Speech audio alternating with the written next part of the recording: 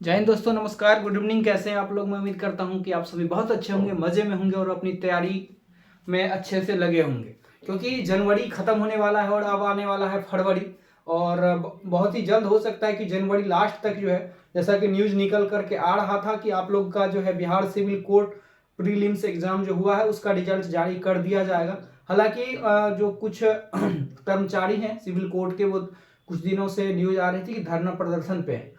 हालांकि ये एक अलग मामला है, लेकिन रिजल्ट जो है लगभग जो है उम्मीद है कि जनवरी के अंतिम तक आ जाएगा और मिडिल फरवरी तक जो है आपके मेंस एग्जाम होने के भी चांसेस हैं।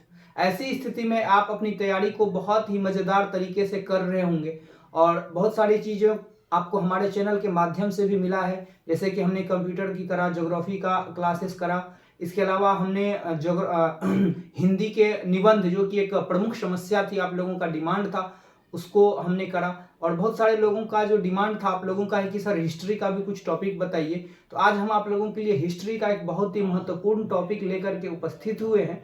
यह जो है आपके एग्जाम में, प्रीलिम्स एग्जाम में भी यहाँ से प्रश्न पूछे गए और न जाने कितने परीक्षा में, चाहे वो बिहार टीसीएस हो, चाहे वो बिहार बीपीएससी टीआरई हो, या बिहार पुलिस कांस्टेबल दरोगा, बिहार एसएससी, कोई भी एग्जाम आप देने जा रहे हैं तो यहाँ से प्रश्न बिल्कुल पूछे जाने के बहुत ज़्यादा संभावना रहता है।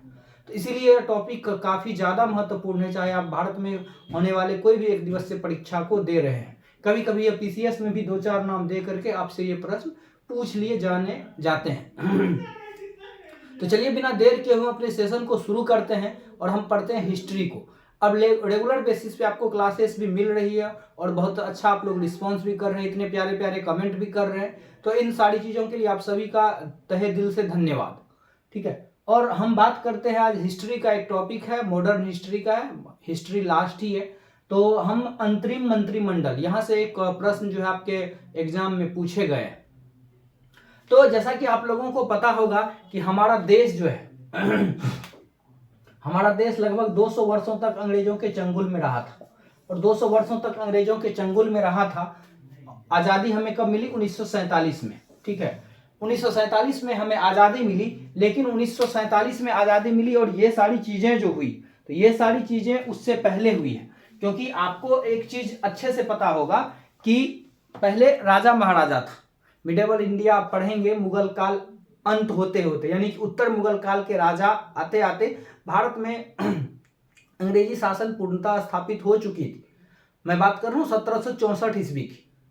1764 जैसे ही बक्सर का युद्ध खत्म होता है, पूरे भारत पे लगभग अंग्रेजों का अधिकार हो जाता है। ठीक है, तो राजा महाराजा थे और फिर आ गए अंग्रेज। तो ऐसे में जो भारत का एक संवैधानिक ढांचा था, जो लोकतांत्रिक सरकार थी, वो तो बन नहीं पाई। राजतंत्र से डायरेक्ट जो है हम लोग चले गए विदेशी शासन के प्रभाव में। और जब विदेशी शासन अब खत्म हो रहा है धीरे धीरे, तो अब जो धीरे धीरे, चूंकि ऐसा तो कोई एग्जीक्यूटिव बॉडी नहीं था, ऐसा कोई भारत में संस्था नहीं था जो अचानक से भारत को जो है अपने कंट्रोल में करे और सारी चीजों को करे। हालांकि बहुत पढ़े लिखे महान लोग थे हमारे नेतागण जो उस समय में थे। ठीक है, चाहे वो सरदार वल्लभ भाई पटेल हो, महात्मा गांधी हो, जवाहरलाल नेहरू हो, अरुणा आसफ अली हो, चाहे मुस्लिम लीग के सदस्य हो, या जो भी लोग थे उस समय, काफी सूझबूझ से उन्होंने काम लिया और भारत को जो है आजादी दिलाने में एक सफल प्रयास किया। तो 1946 में अब जब अंग्रेज जाएंगे, आप देखे होंगे अंतरिम सरकार का गठन हुआ है।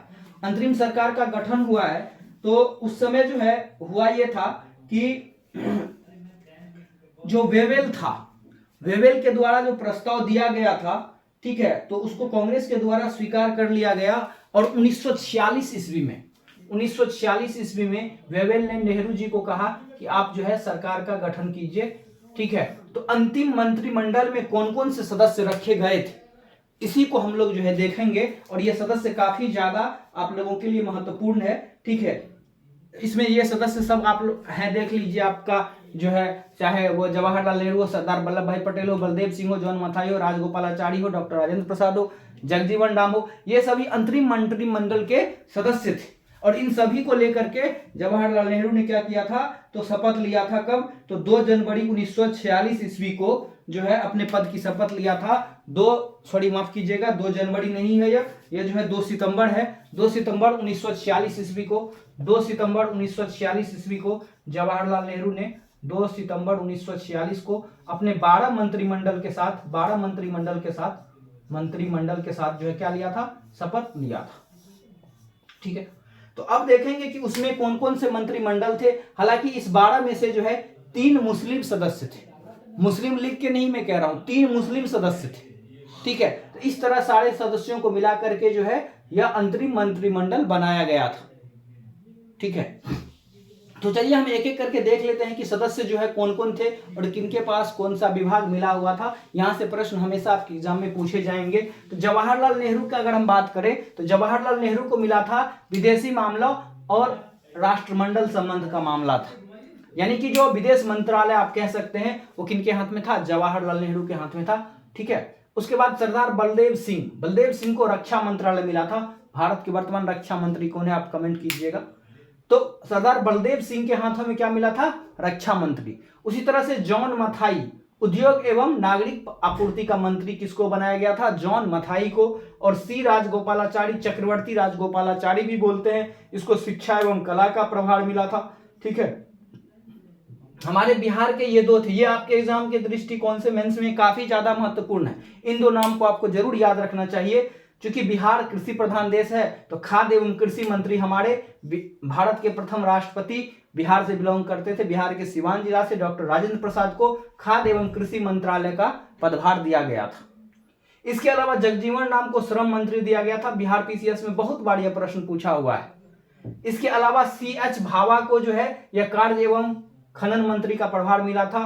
अरुणा आसफ अली रेलवे एवं परिवहन मंत्री मिला था। कौन सा, अरुणा आसफ अली, या यही अरुणा आसफ अली है, आसफ अली जो है जिन्होंने रेडियो का संचालन किया था, भूमिगत रेडियो का संचालन किया था जब 1942 में भारत छोड़ो आंदोलन हो रहा था।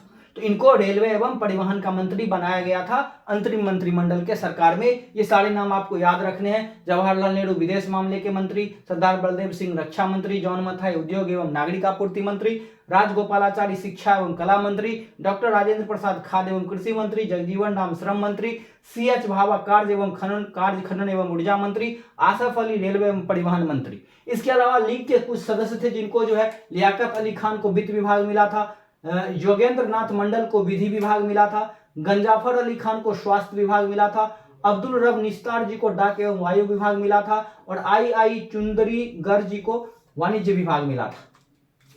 तो ये काफी महत्वपूर्ण नाम है। एक नाम आप इसमें नहीं देख रहे होंगे, जी हाँ मैं बात कर रहा हूं सरदार वल्लभ भाई पटेल को। मैं बता दूं कि गृह विभाग मिला था और भारत के लौह पुरुष के नाम से जाने जाते हैं। भारत के लौह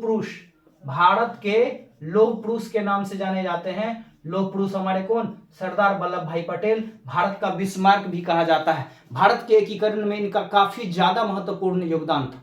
जब अंग्रेज चले गए थे तो हमारा भारत कितना 545, कहीं कहीं 42 में लिखता है, 545 देशी रियासतों में विभक्त था। 535 छोटे छोटे राज्यों में बटे हुए थे। जो भी भारत का आप टुकड़ा देख रहे हैं 28 राज्य 8 केंद्र शासित प्रदेश, अगर सरदार वल्लभ भाई पटेल ने अपनी सूझबूझ नहीं दिखाई होती तो न जाने 28 राज्य और 8 केंद्र शासित प्रदेश अभी कितने राज्यों में बटा होता, कितने देश इससे अलग हो गए होते। तो 545 या कहीं कहीं 542 भी देता है, 546 भी देता है। छोटे छोटे राज्यों को एकीकरण करने का काम सरदार वल्लभ भाई पटेल ने किया। बहुत ही महान आदमी थे। बहुत सारी मूवी भी इस पे बनी है, आप देख सकते हैं। इसकी कहानी कभी और हम चर्चा करेंगे। सब लोग लगभग जो है मान गए थे, लेकिन 3 था। एक आपका हैदराबाद का निजाम, जूनागढ़ और एक जम्मू कश्मीर। इन तीनों के राजाओं ने जो है मतलब कि अलग अलग अपना बगावत कर दिया था। हालांकि जूनागढ़ और हैदराबाद को भारत में अच्छे तरीके से इन्होंने मिला लिया था अपनी सूझबूझ को लेकर के। जूनागढ़ में इन्होंने क्या किया था, तो लोगों से जो है वोटिंग करा लिया था। इसके आधार पे जो इन्होंने करा लिया और यहाँ पे जो है ऑपरेशन पोलो चलाया गया हैदराबाद में, जिसके द्वारा जो है भारत में इसको मिलाया गया था। लेकिन जो मामला था जम्मू कश्मीर वाला, राजा हरि सिंह, वो मामला अभी भी फंसा हुआ है। आप देख पा रहे होंगे अभी भी कश्मीर ये सब चीज मुद्दा वगैरह चलते रहता है। तो खैर ये सरदार वल्लभ भाई पटेल के बारे में थोड़ी सी बात थी जो हमने की। और भी इस तरह के इंटरेस्टिंग टॉपिक, इंटरेस्टिंग वीडियो आपको मिलते रहेंगे आए दिन। ठीक है, तो अभी जो हिस्ट्री का ये अंतरिम मंत्रिमंडल का था, ये सारी चीज मैंने बता दिया। बाकी आपको क्या लगता है, कुछ सजेशन, कोई फीडबैक, कोई कमेंट, कोई जानकारी, तो आप बिल्कुल जो है हमसे जुड़ सकते हैं, हमसे पूछ सकते हैं। इसके अलावा आपका कोई सजेशन हो तो वो भी दे सकते हैं, या हमसे आप जुड़ना चाहते हैं, हमारा जो है इंस्टाग्राम आईडी डिस्क्रिप्शन में है, वहां से आप जुड़ सकते हैं। तो चलिए आज के वीडियो को हम यहीं पे समाप्त करते हैं और मिलेंगे फिर नेक्स्ट वीडियो में नेक्स्ट अपडेट के साथ। जय हिंद।